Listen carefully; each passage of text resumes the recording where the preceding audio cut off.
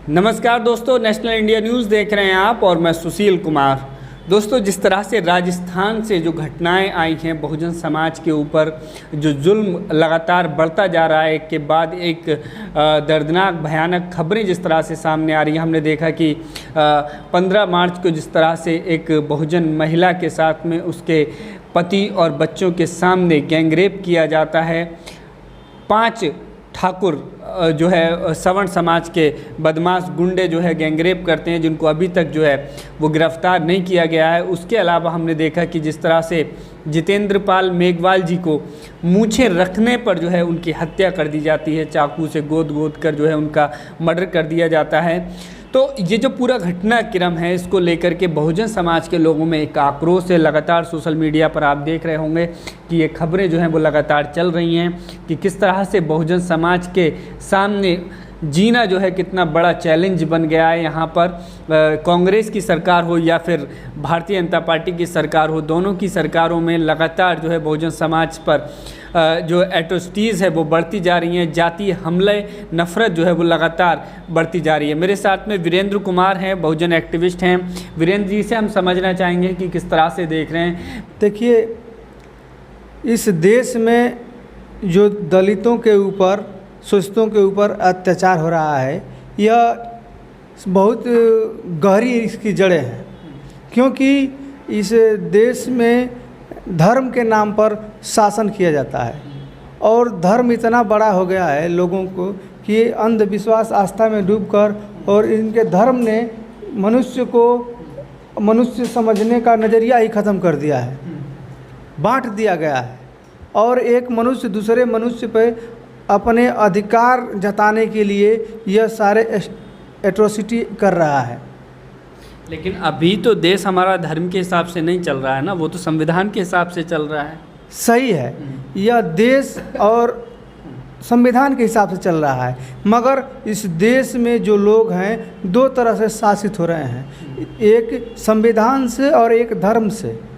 तो हमारा जो संविधान है वह सभी को समानता का अधिकार देता है, लेकिन जो धर्म है यह जो है ऊंच नीच के नियमों से, कठोर नियमों से बना हुआ है, कठोर नियमों से बना हुआ है। और इसलिए जो ब्राह्मण है, क्षत्रिय है, शूद्र है, वैश्य है, और शूद्र जो सबसे निचले स्तर पे आता है, उस शूद्र में भी अछूत और सछूत हैं।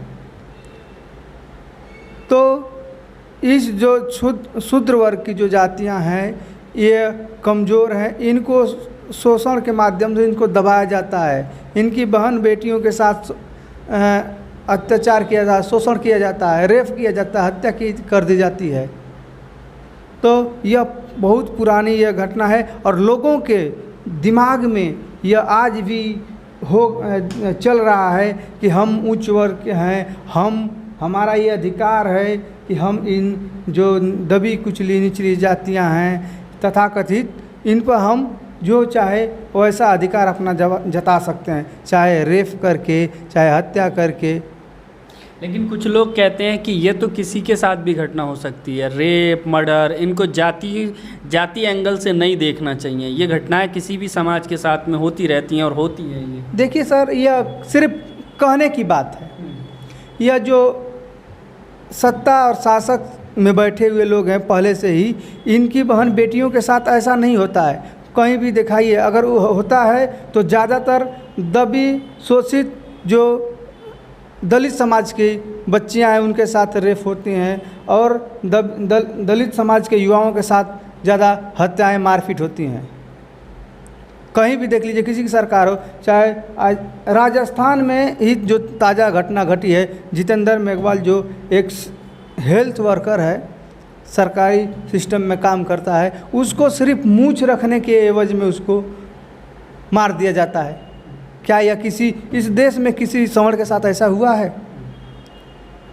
और एक और हाथरस की बेटी मनीषा के साथ, मनीषा वाल्मीकि की आपने घटना देखा होगा।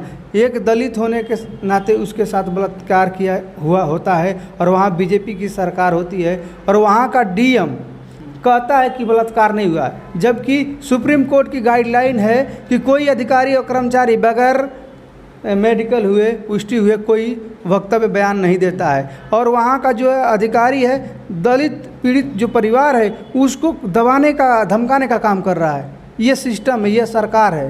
तो जहाँ बीजेपी की सरकार है तो वहाँ अत्याचार अगर दलितों पिछड़ों पे होता है तो कांग्रेस की सरकार वहाँ बुराई करती है, और जहाँ कांग्रेस की सरकार है वहाँ अत्याचार होता है तो बीजेपी के नेता करते हैं। लेकिन दोनों ही जो दोनों स्टेट में दोनों की सरकार है और दोनों जगह होता है, और ये लोग कहते हैं कि हम स्टेट में भय मुक्त अपराध मुक्त शासन दे रहे हैं।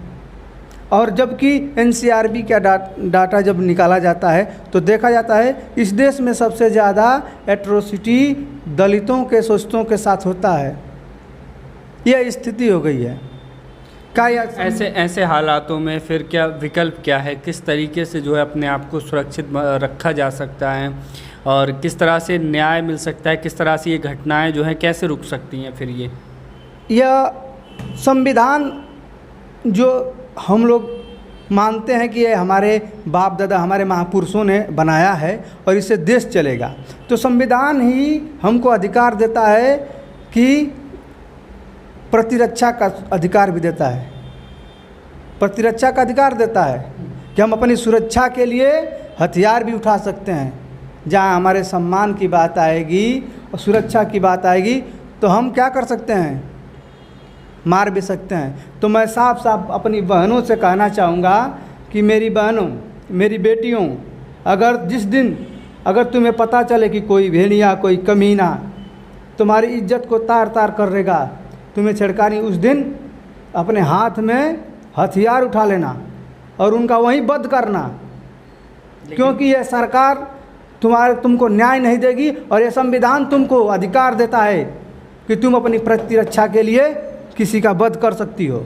लेकिन इस तरीके से आप हिंसा को बढ़ावा नहीं दे रहे हैं। हम हिंसा को बढ़ावा नहीं दे रहे, ये नहीं कर रहे कि चलते किसी को भी हत्या कर देना। जब लगे कि तुम्हारी इज्जत को तार तार करेगा कोई कुत्ता भेड़िया, इंसान है, अगर इंसान तुम्हें अगर सम्मान देता है तुमको लगे कि तुम उसके यहाँ सुरक्षित हो तो ये तो ठीक है। लेकिन तुम्हें जहाँ लगे कि तुम्हारी इज्जत को तार तार कर रहा है तब कानूनी रूप से इंसाफ की लड़ाई लड़िए ना, उसमें क्या दिक्कत है? इंसाफ नहीं मिलता क्या? इंसाफ तो यही मिल रहा है साहब।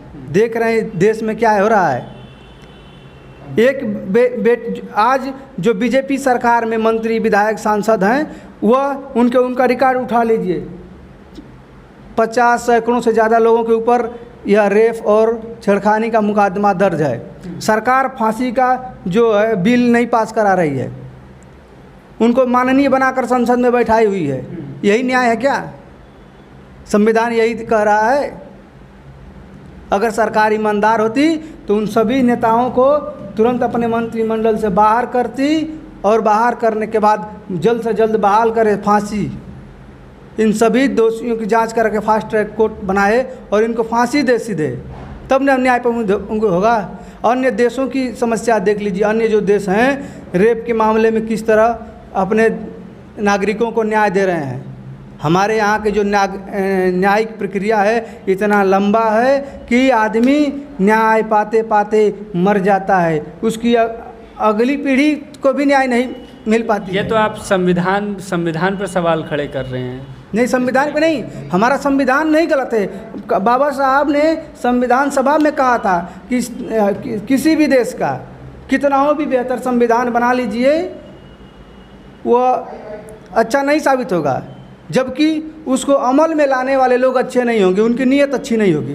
तो हमारे देश में जो हुक्मरान बने बैठे हैं उनकी नीयत सही नहीं है, अन्यथा किसी की मजाल नहीं कि किसी बेटी की इज्जत को तार तार कर दे। एक आखिरी सवाल आपसे कि भाजपा, कांग्रेस और अब आम आदमी पार्टी ने जिस तरह से पंजाब में सरकार बनाई है, तो बहुजनों की जो पॉलिटिक्स है, बहुजनों के जो राजनीतिक दल हैं वो तो बहुत दूर हैं सत्ता से। अब देखिए यूपी में बीएसपी कितनी बड़ी पार्टी कही जाती थी, अब क्या ग्राफ रह गया है उसका।